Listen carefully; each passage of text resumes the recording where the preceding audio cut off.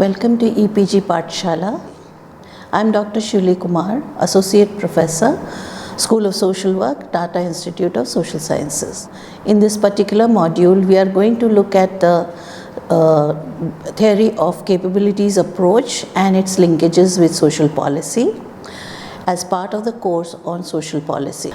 The major topics that are going to be discussed in this particular module are capability approach and its core concepts, capability approach and its application as in development practice, limitations of the capability approach, and a summary. So let's try and understand what capabilities approach really is. This particular approach and theory was developed by Professor Amartya Sen after the Cold War and the increasing globalization and liberalization that was happening rapidly all over the world. With it came a whole lot of inequalities that were emerging within societies and communities, and this was a major concern because a great deal of human rights frameworks and articulations seemed to be very getting pushed into the margins.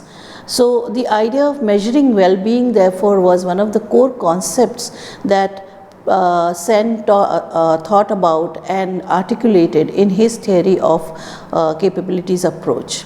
And he mentioned that it should be deeply rooted in not just utilitarian notions of well-being, but also the kind of distribution of various resources within the country and to different individuals, specifically the diverse and marginalized groups.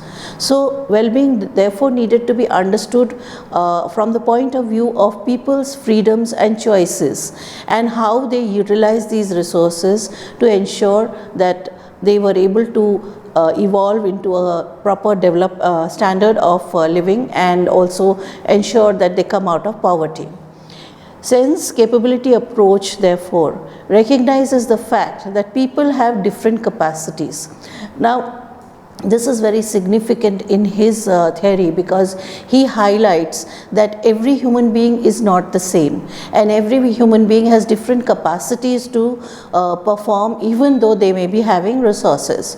So as an example to explain this particular point, we can look at the problem that a person with disability may have. If a person is visually impaired, then the likelihood of him, despite having a piece of land, despite having housing and perhaps even being educated, that person may not be able to get a job because a generalized notion that a person with visual impairment will not perform similarly as somebody who is more able-bodied. In that case, the person with visual disability may not be able to convert whatever resources she or he has into possible ways of creating well-being and also being able to acquire a particular standard of living. Therefore, Sen said that it's important to remember that every individual is different and access to resources is therefore very different for each individual, and being able to convert them into well-being is also very different for different individuals in different contexts and communities. So, what are the core elements of capabilities? Individuals can have different abilities to change similar resources into valuable functionings. Like I gave the illustration in the earlier statement, it's very important for us to remember that every individual may not be able to convert everything into valuable functionings, but most of them may be able to based on the conducive environment in which that particular individual is living in.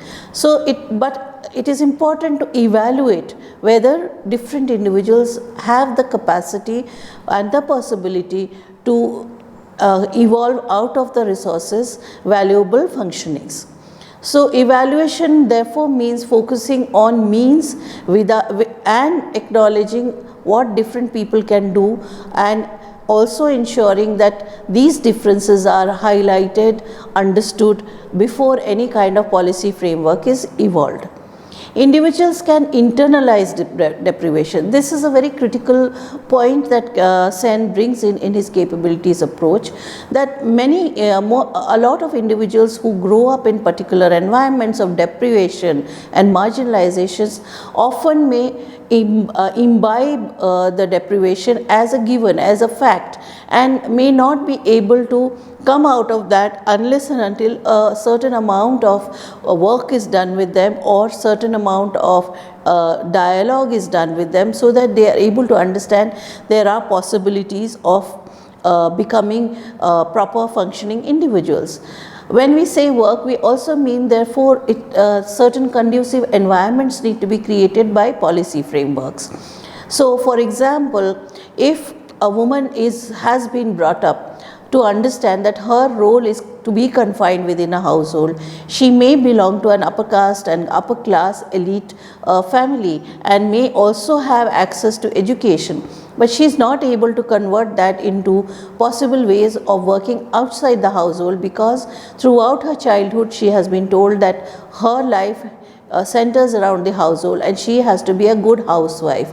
So if that is the internalization of discrimination and deprivation with which she has grown up, her whole aspiration would be to move from her natal family towards a marital family, and perhaps that would be the ways she would look at her own life. She perhaps would not want to use her skills or education to their full potential to improve her own functioning. So the ways in which internalization of discrimination and deprivation happen, that also needs to be taken into consideration when we are examining the capabilities of different individuals. And that also therefore defines what is the choice that I make and what is the capability or effective freedom that finally I aspire for.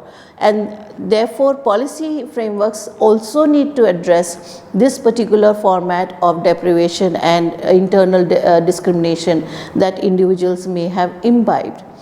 Every individual's reality is also complex and multidimensional. So therefore it's not just about internalizing discrimination, but also understanding that each individual, even in a similar circumstance or community, may also have different forms of complexities and multidimensional problems arising perhaps out of her or his own household situation, or maybe living in conditions of disaster, living in conditions of geographical remoteness, or living in conditions wherein there is conflict happening. So in that case, the individual's life may be very different from many other individuals who may not be living in similar circumstance. Hence, every evaluation that is done should acknowledge this particular complexity and consider this as a multidimensional aspect of its paradigm. Sen then goes on to talk about the need for examining and analyzing and developing indicators for quality of life. Quality of life therefore cannot be similar for different sets of people, and therefore it's very important to understand what people are actually doing or are able to be, and what they actually are capable of doing. This approach focuses directly on the quality of life that an individual is able to achieve. This quality of life is defined in terms of functioning and capability. That is, that being able to do, being capable of doing it, but at the same time translating what you are capable of doing into adequate functioning. So I may have education, but I am not working. I may be an engineer, but I am not able to get a job. So this could be because of barriers within the job market, because maybe there is no jobs available, or they may be because I am not able to function as an effective professional in a work situation, or I have not made an effort to look for a job because I believe that I do not need to work. So despite having a capability of a degree which is viable in the market, I really do not convert it into a adequate functioning, or in that case also into well-being of myself as a human being. Functionings are states of being and doing. That's the important part, that as I illustrated in the earlier discussion, that while I may have certain capacities or skills or traits or qualities or even knowledge to do certain things, am I able to translate into adequate functioning? It is an achievement of a person what he or she manages to do or be, and that is what functioning actually means, that I am able to perform certain activities which actually address and improve my well-being. So capabilities in itself is not enough, it is a combination of capabilities and functioning. Therefore, capabilities denotes the set of valuable functions that an individual makes an effective use of and also has access to. So one is that I have access to and I am not able to convert it, or I am able to convert it into adequate functioning. The other part is that do I even have access to those kind of resources.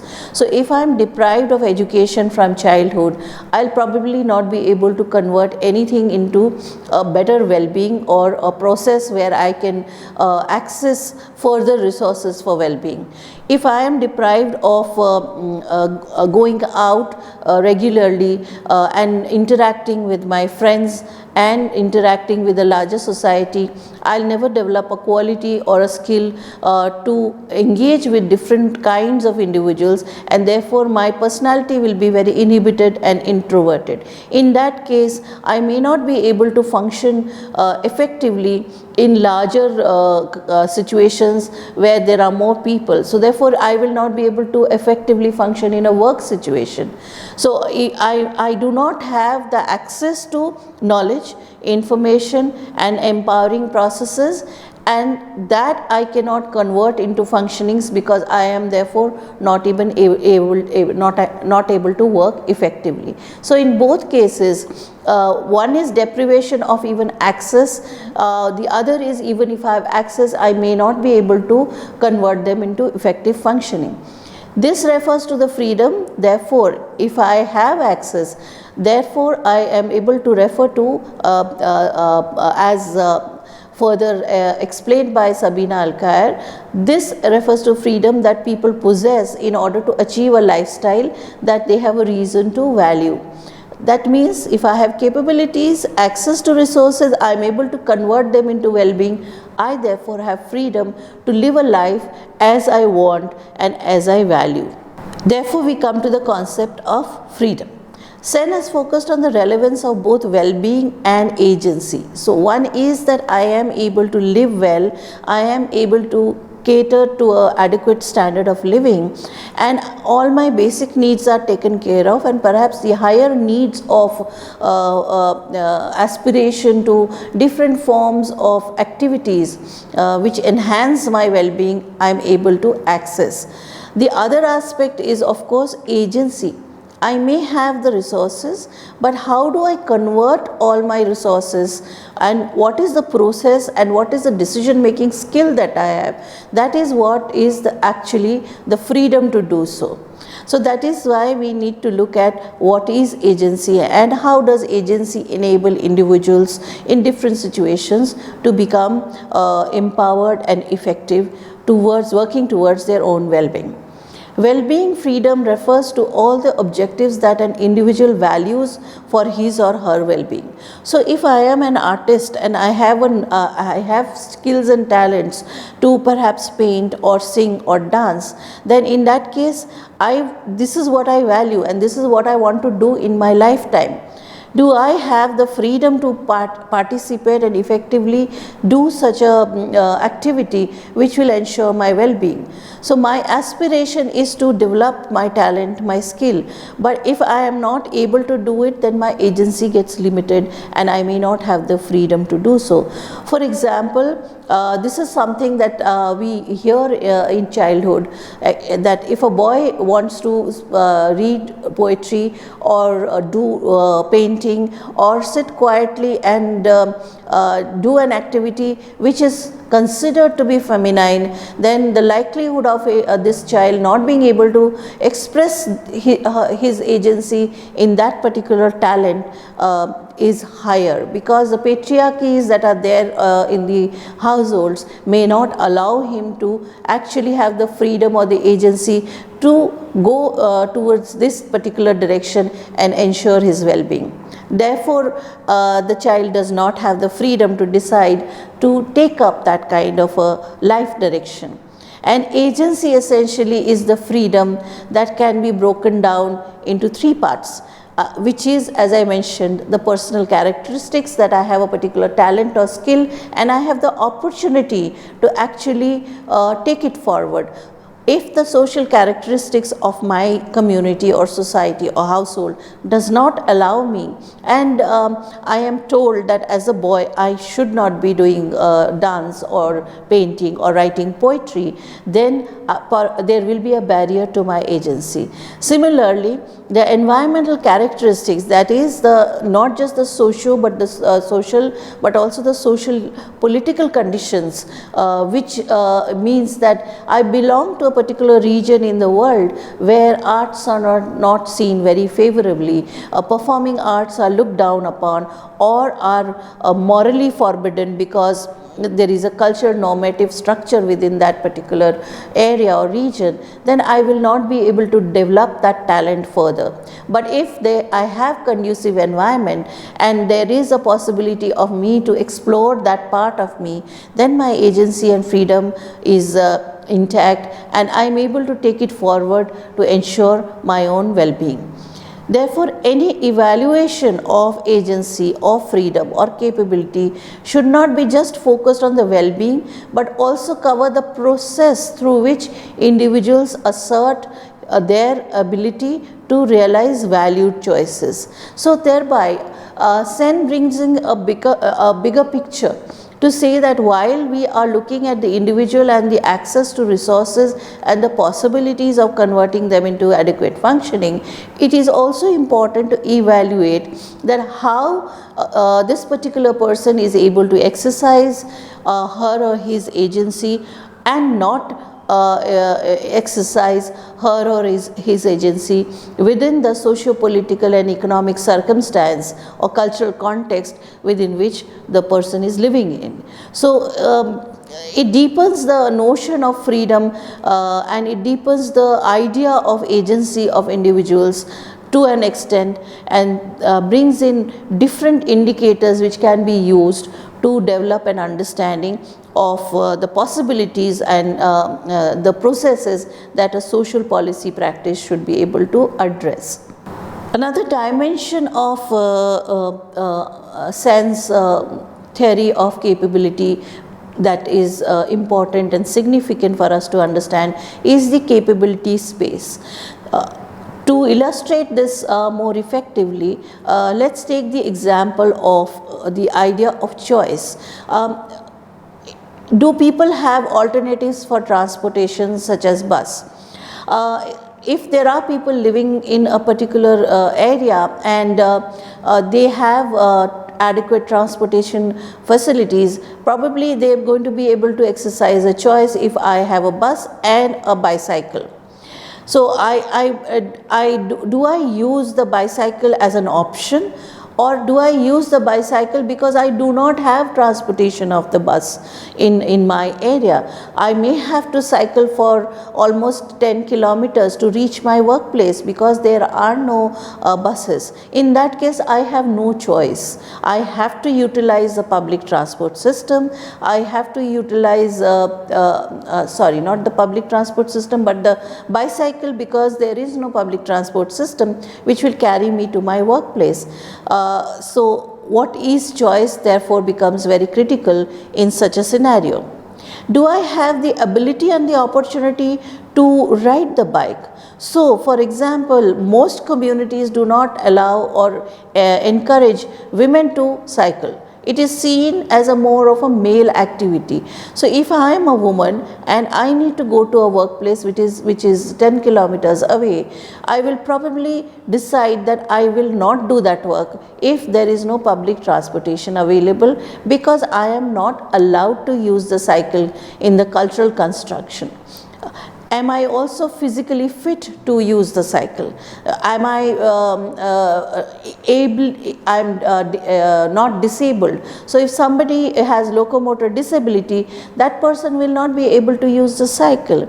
I will probably have to look for public transportation, and if I don't have a public transportation, in that case I will not be able to go to my workplace, and therefore I will not be able to exercise my choice or engage with my well-being, because even though I may have the capability of converting my possible resources into adequate functionings, I will not be able to do, because there is no facility which I can use to overcome the disability that I have. So therefore there is a structural factor and a structural issue out here which needs to be addressed by any kind of policy framework, and that is what capability space really talks about. Such conversion, this is important, that how do I convert my possible capabilities into functioning, that is important for us to keep in mind. I am not, if I am able to convert, or I am not able to convert my valuable functions and generate adequate income, generate adequate well-being through use of these capabilities, and ensure that there is mobility, there is attainment of inner peace, as well as resources for adequate standard of living. Capabilities approach has been very influential in ensuring that from just looking at the well-being of individuals from the aspect of income, it brings in the human development indicators which impact people's lives, and the human development reports of the UNDP therefore began as a path-breaking exercise to look at the development of a country, a nation, or a state, and started publishing annual human development reports which are partly based on capabilities approach. So far the HDI indexes that are prepared, human development indexes that are prepared, are based on number of indicators which have emanated out of the capabilities approach. However, this is a process in making, and there are larger issues which further needs to be contextualized to improve the human development reports, and also develop in-depth understanding of the human development index of each and every country. There are some examples of the use of capability approach and assessment which we can illustrate at this point, so we are able to understand this approach better. Assessment of human development in a country is something that is critical for us to use and understand, because it brings in the diversity of experiences of specific communities, the disadvantages which communities may face, and what kind of policy can be utilized or evolved to address that. It can also enable us to understand why certain people are able to convert their capabilities into effective functionings, and why certain sets of people are not able to convert their capabilities into effective functionings.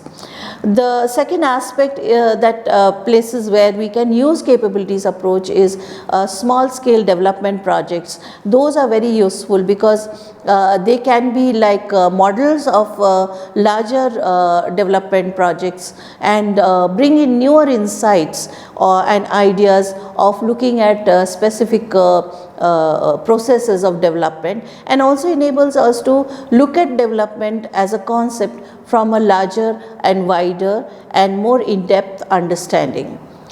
Identification of poor people in a developing economy, the capabilities approach effectively brings that in by bringing in the concept of multidimensional poverty rather than absolute or income poverty.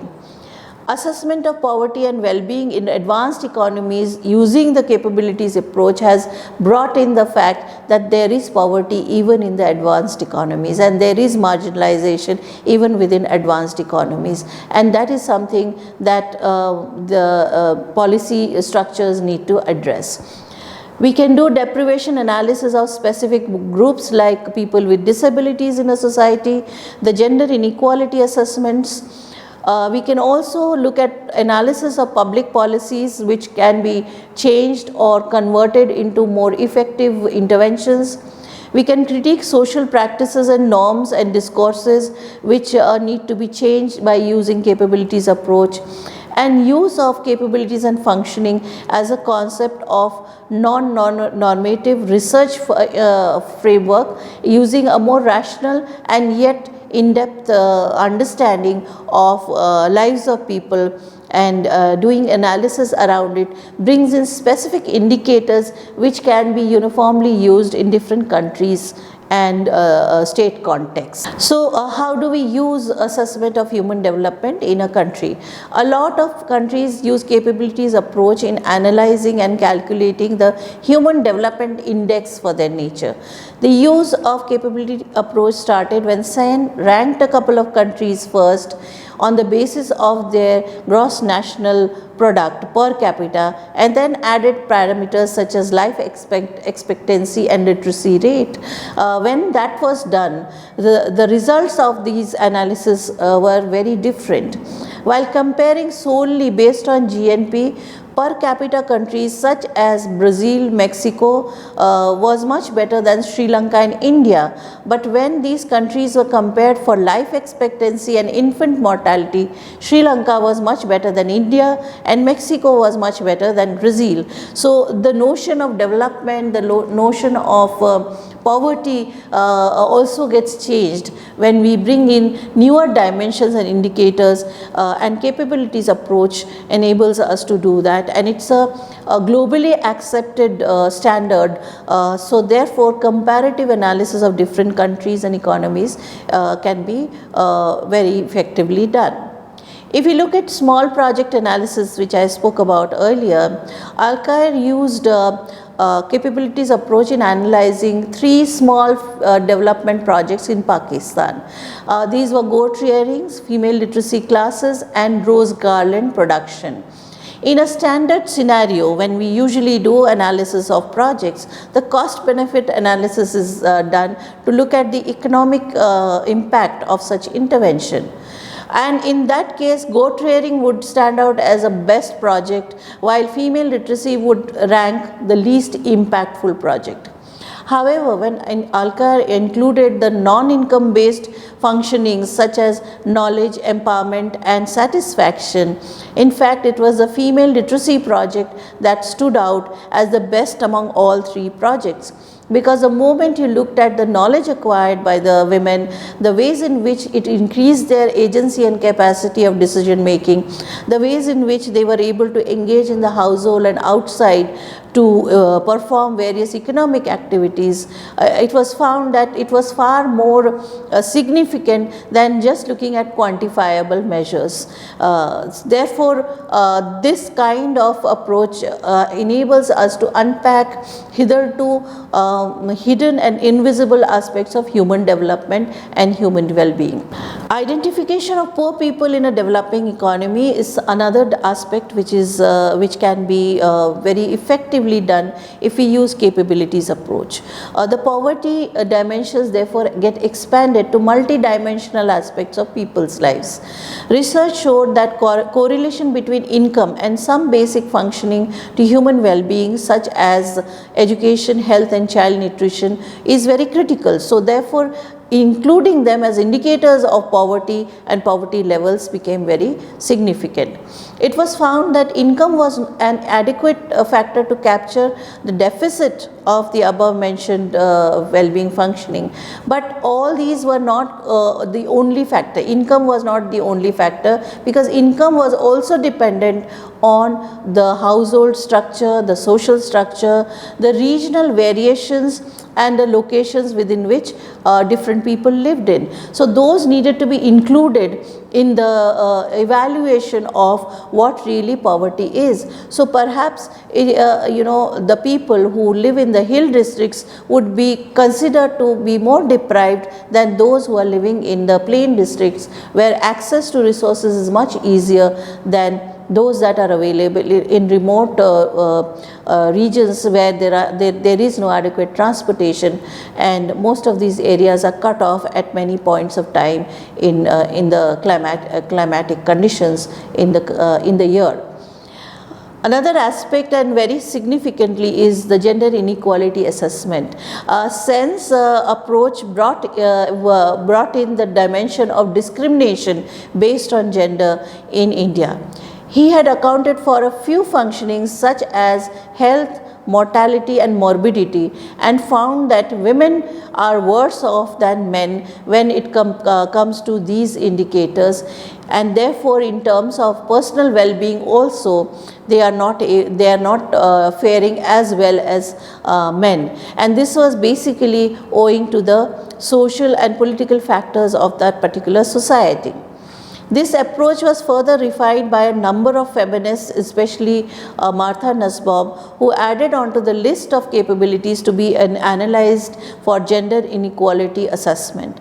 So, the indicators therefore brought in the dimensions which would capture the discrimination that women face in societies, and therefore they need to be calculated to actually find out the worth and well-being of women within societies.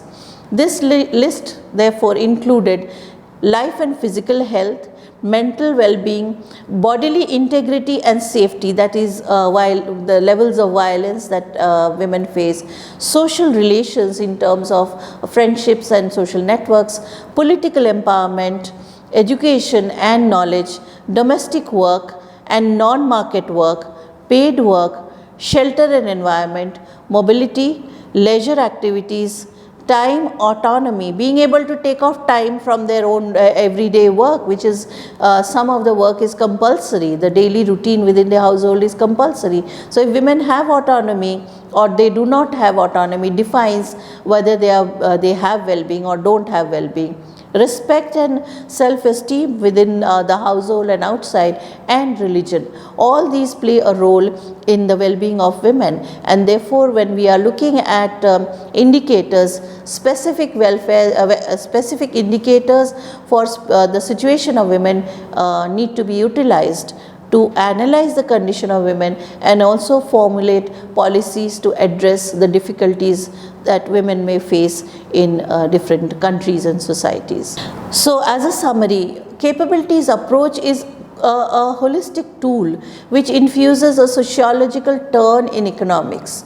So, it takes away from the mechanistic approach of income and deprivation income poverty and calculations based on just data, but it deepens the data from a sociological perspective and brings in interdisciplinary method to study social issues. So, social issues and social difficulties that need to be studied for understanding well-being has been brought in by the capabilities approach, but capabilities approach has also brought in the domain of justice and rights and public policies. Connecting the public policies to justice and rights has been another significant dimension which we need to take into account.